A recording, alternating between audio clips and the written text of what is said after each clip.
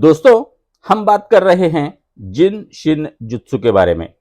हमने बात की कि हमारे शरीर में जैसे नदी का फ्लो होता है, वैसे ही एनर्जी के फ्लोज होते हैं और इस फ्लो को रेगुलेट करने के लिए उस पे डैम जैसे स्ट्रक्चर्स होते हैं, जिन्हें बोला जाता है सेफ्टी एनर्जी लॉक्स। इन सेफ्टी एनर्जी लॉक्स की वजह से ये जो एनर्जी है वो बैलेंस्ड रहती है, वो कम भी नहीं होती और ज्यादा भी नहीं होती। अगर ये सेफ्टी एनर्जी लॉक्स खराब हो जाते हैं तो एनर्जी में प्रॉब्लम्स आते हैं और हमें फिजिकल प्रॉब्लम्स आना स्टार्ट हो जाते हैं, जिसे बोला जाता है लेबल्स, जिसे हम डिसीजेस बोलते हैं। तो आज से हम ये सेफ्टी एनर्जी लॉक कहाँ पे है और इन्हें कैसे ओपन करना है, इसके बारे में बात करेंगे। तो नमस्कार दोस्तों, मैं डॉक्टर दयानंद नेवमोरे स्वागत करता हूं आपका क्वांटम माइंड के एपिसोड नंबर 78 में। दोस्तों, जॉन एक वेकेशन पे गया हुआ था और समुद्र किनारे उसने एक होटल में वो रुका था। उसको स्विमिंग की बहुत हॉबी थी, उसे समुद्र में तैरना था। लेकिन जिस दिन वो वहां पे गया था, उस दिन वहां पे तूफान आया। सुबह जब वो बीच पे गया तो उसे ये समझ में आया कि पानी जितना क्लियर हुआ करता था उतना वो क्लियर नहीं है। फिर भी उसको कुछ समझ में नहीं आया कि ऐसा क्यों हुआ है। वो पानी में उतरा और 50 फीट तक अंदर चला गया। उसको अचानक से ऐसे लगा कि उसके बॉडी में कोई इलेक्ट्रिक शॉक दे रहा है और उसकी वजह से वो तैरते तैरते किनारे आ गया। जैसे वो तैर रहा था, उसके बॉडी में नंबनेस आ रहा था और फाइनली जब वो किनारे पे पहुंचा तो उसको ये समझ में आया कि खतरनाक जेलीफिश ने उसके पूरे शरीर को जकड़ लिया है। उसके चेहरे पे जेलीफिश थे, उसके नेक पे थे, पूरे बॉडी पे जेलीफिश थे और उनके पॉइजन से उसका शरीर नंब पड़ने लगा था। उसके हार्ट की गति भी बढ़ चुकी थी। उसको कुछ समझ में ही नहीं आ रहा था, वो अनकॉन्शियस होने लगा था। तभी उसे याद आया कि उसको एक पॉइंट ऐसा पता है जो बॉडी से टॉक्सिन्स निकाल सकता है और बॉडी की एनर्जी फिर से बैलेंस कर सकता है। उसने उस पॉइंट पे टच किया और वैसे ही वो 20 मिनट तक पड़ा रहा। उसके बाद उसको अच्छा लगने लगा। वो उसके रूम पे गया और वहां पे सो गया और उसने जिनशिन जुत्सु के बहुत से बाकी के प्रोसीजर्स किए। सुबह जब उसके फ्रेंड्स आए तो उन्हें लगा कि जॉन को अभी हॉस्पिटलाइज करना पड़ेगा, लेकिन तब तक वो ठीक हो चुका था। तो क्या आपको पता है कि जॉन ने कौन से पॉइंट को टच किया था? इस पॉइंट को बोला जाता है प्राइम मूवर, और प्राइम मूवर मतलब SEL1, सेफ्टी एनर्जी लॉक 1, पहला एनर्जी लॉक, जिसे प्राइम मूवर भी बोला जाता है। तो ये एनर्जी लॉक कब टच करना होता है, इससे पहले हम कुछ बेसिक्स के बारे में जानने की कोशिश करते हैं। दोस्तों, इन SEL को बैलेंस करने के लिए हम हमारे फिंगर्स का इस्तेमाल कर सकते हैं या फिर हमारे पूरे हाथ का इस्तेमाल कर सकते हैं। हाथ के पिछले हिस्से का भी इस्तेमाल कर सकते हैं, या तो फिंगर टिप्स या फिर पाम, पिछले वाला हिस्सा, या फिर फिंगर्स। इन किसी भी पार्ट से हम उस SEL के जगह को टच कर सकते हैं। सिंपली टच करने से उस SEL के जगह की एनर्जी बैलेंस होना स्टार्ट हो जाती है। तो कितनी देर तक टच करके रखना है? 5 से 10 मिनट तक, या फिर उस वक्त तक टच करके रखना है जब तक कि हमें वहां से एक रिदमिक पल्सेशन एक्सपीरियंस नहीं होता। मतलब हमने अगर किसी पॉइंट को, सपोज कि यहाँ पे एक पॉइंट है, तो यहाँ पे हमने ऐसे फिंगर टिप से उसको टच किया, तो कब तक ये टच करके रखना है? जब तक कि हमें यहाँ पे पल्स नहीं एक्सपीरियंस होती, रिदमिक पल्स। तो या फिर 5 से 10 मिनट तक। उसके बाद और एक कॉन्सेप्ट के बारे में समझने की कोशिश करते हैं, जिसे बोला जाता है जंपर केबल। जंपर केबल मतलब जैसे इलेक्ट्रिकल 2 टर्मिनल को कनेक्ट करने के लिए केबल्स होते हैं, वैसे ही एक ACL को एक टर्मिनल पकड़ते हैं और दूसरा ACL दूसरा टर्मिनल, मतलब इलेक्ट्रिक के दो टर्मिनल।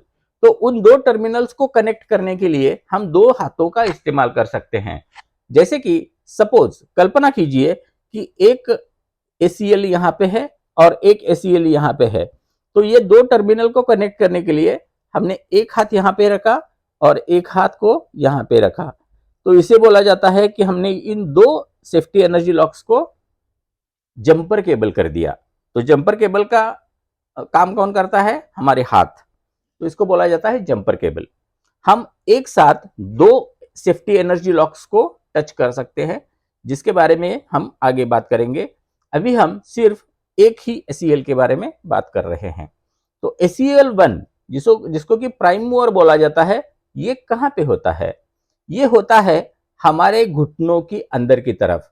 सपोज कि आप अभी बैठे हुए हैं, तो आपके घुटने की अंदर की तरफ जो भी बल्जिंग पार्ट है, जहां पे आपकी थाई और पैर का नीचे वाला हिस्सा जिसको कि शिन बोन बोला जाता है, वो एक जगह आते हैं, वो अंदर की तरफ।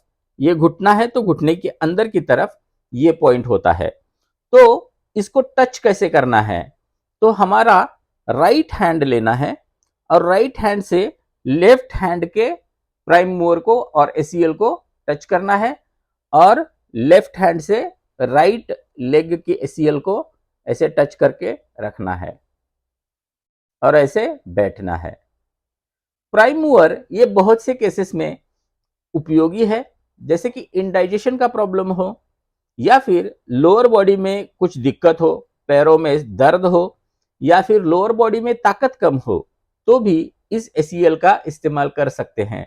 मैं ये ACL दूसरे कारणों के लिए भी सजेस्ट करता हूं, जैसे कि कोई कुछ अटका हुआ है, आपने किसी को पैसा दिया हुआ है और वो पैसा वापस नहीं आ रहा, ACL कीजिए, आपकी मनी की जो स्टक्ड एनर्जी है वो रिलीज होना स्टार्ट हो जाएगी।